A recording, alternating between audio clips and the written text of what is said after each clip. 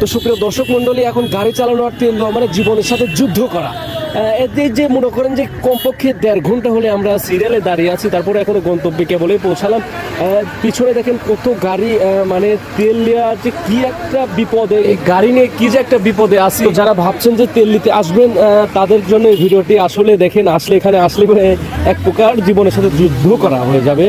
তো গাড়ি বাসায় থুয়ে সুন্দর ছেলের মতো সুন্দরভাবে ঘুম পারেন, আর না হলে রিক্সা নিয়ে বেরান। গাড়ি মারি আর চালানোর দরকার নেই, গাড়ি থুই দেন।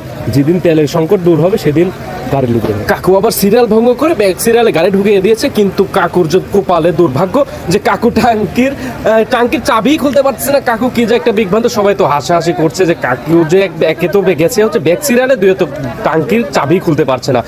কাকু সবার হাসি হাসি দেখে কাকু লজ্জায় গাড়ি নিয়ে ফাঁকে চলে গেল। এই দৃশ্যটি দেখে সবাই আবার হাতে তালি দিচ্ছে। সেই ভালো লাগছে, সেই ভালো লাগছে, সেই লাগছে ব্রো।